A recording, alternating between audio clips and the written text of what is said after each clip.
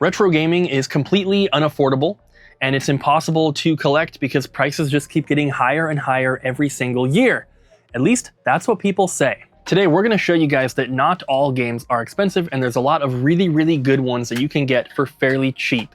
If you want to collect complete-in-box NES games, for example, of course it's going to be expensive. But just because some games are expensive does not mean that all games are expensive.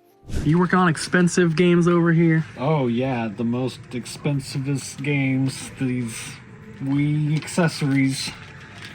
They are pretty pricey. Yeah, actually... Scarface is kind of expensive. Yeah. But Ratchet and Clank isn't. No. It's pretty good, pretty decent. What's your favorite, like, really cheap game? Really cheap game? Or maybe not your favorite, just like what's a really good game that you like that happens to be very, very cheap? I know I'm putting you on the spot. One that I play a lot of is Grand Theft Auto Vice City.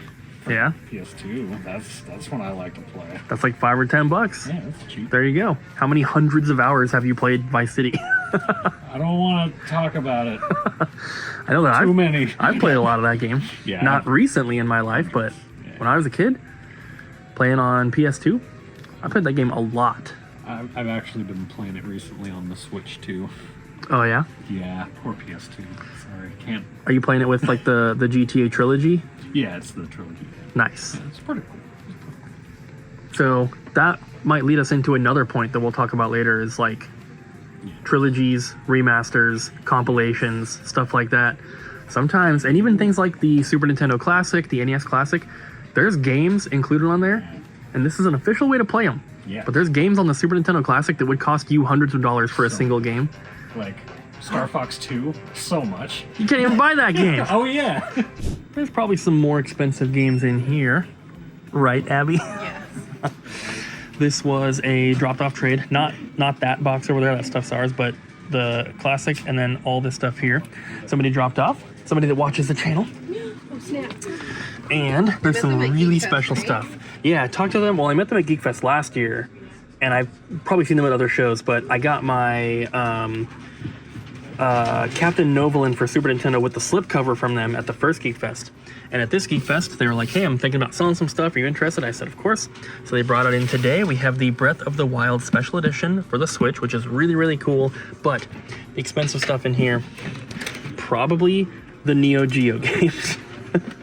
We do not get Neo Geo very often, and these ones are all complete. And this is pretty crazy. King of Fighters 94. Fatal Fury, I think. Fatal Fury something 2. These are Japanese, obviously.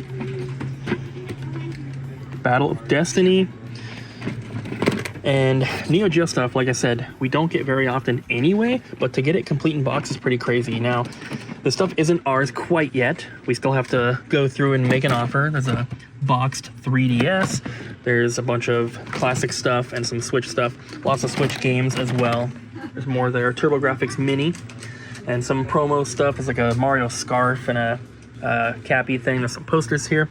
But yeah, Neo Geo stuff is very expensive. So if you are trying to get into collecting video games and you want to stay on the cheaper side, just don't go after anything Neo Geo. It's all really, really expensive. Your average Neo Geo game, complete in box like this, is probably well over $100, even for a Japanese one. So. And are you spending like a majority of your money on the box?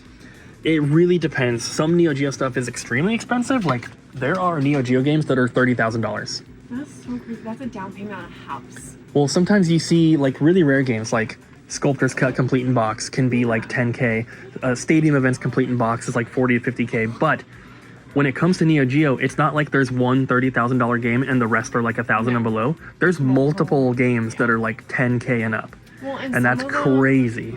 Some of them, depending on region, came in like clamshells and some of them came in cardboard boxes, right? I think so. None of these ones are crazy expensive, luckily. But it's still going to be really cool to hopefully get these.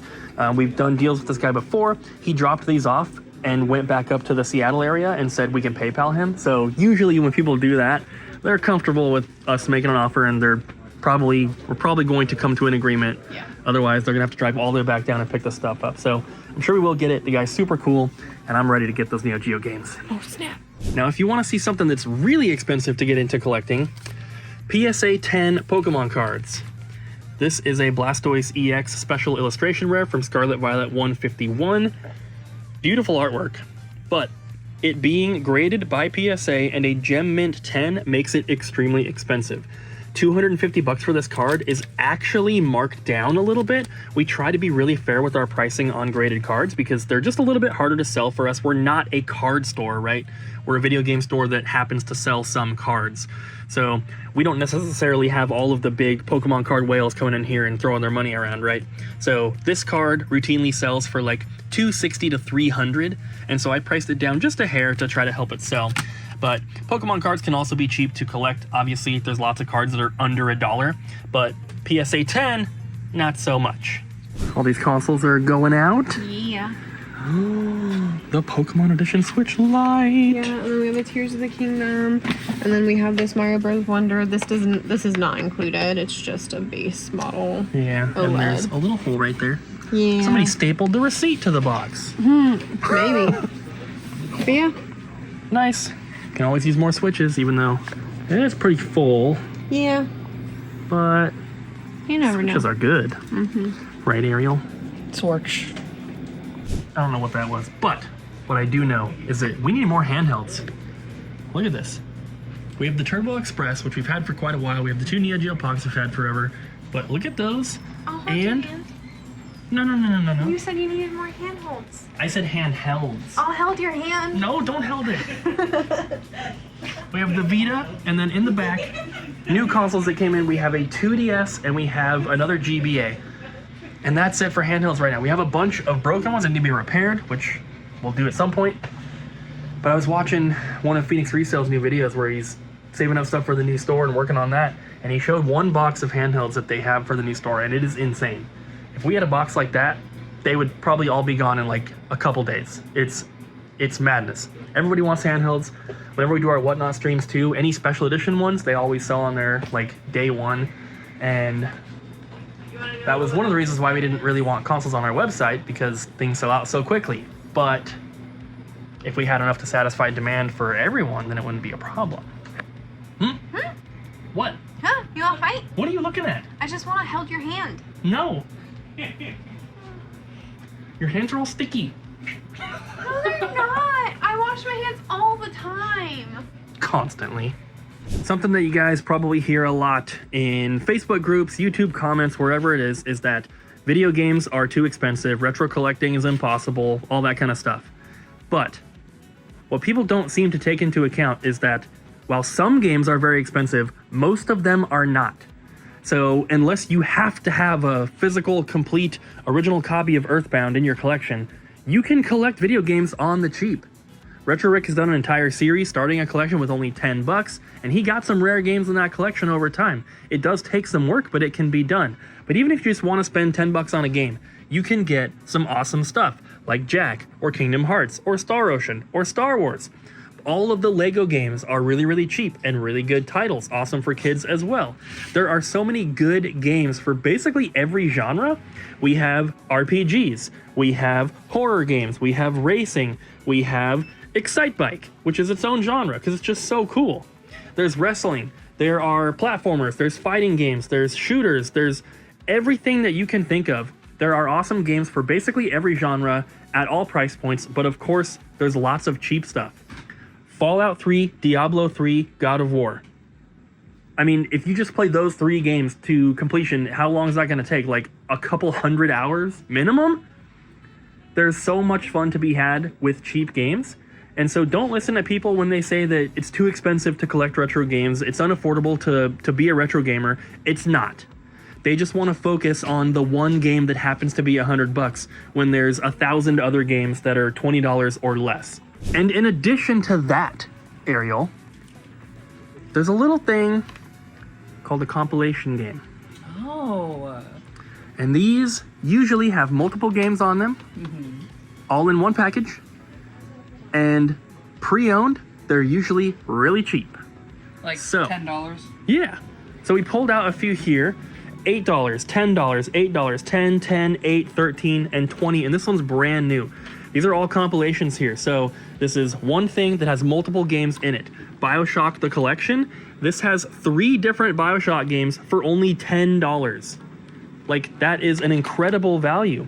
And then you have stuff like Sonic's Ultimate Genesis Collection. This has over 40 classic titles. What?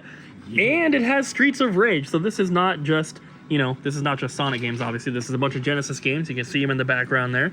But if you were to buy those games physically for the Genesis, even if you got them in horrible condition, loose cartridges, that's probably going to cost you hundreds and hundreds of dollars. But for $8, you can experience them all right on your PS3. So in addition to there just being lots of awesome cheaper games, you can also get compilations like this or stuff like the Super Nintendo Classic, the NES Classic. They've done a Genesis one, a PlayStation one, a Commodore one, a TurboGrafx one. There's so many of these compilation systems as well that have built-in games. And it is so much cheaper and so much easier to play these games in a legit way because you can emulate whatever you want, basically. But if you want to do it the legit way, this is probably the cheapest way to do it. Capcom Classics Collection. Just the games it lists here, it's got 8 more it says, but just those ones, if you were to buy the originals, which I don't even know if you can, some of these did not come out in the US, but just those games would probably be well over $100. None of those games are particularly rare or expensive, but Street Fighter 2, Ghosts and Goblins, Ghouls and Ghosts, Final Fight, you're looking at $15 each for a lot of those, and that adds up pretty quick. So for $13, you get 22 games all in one shot.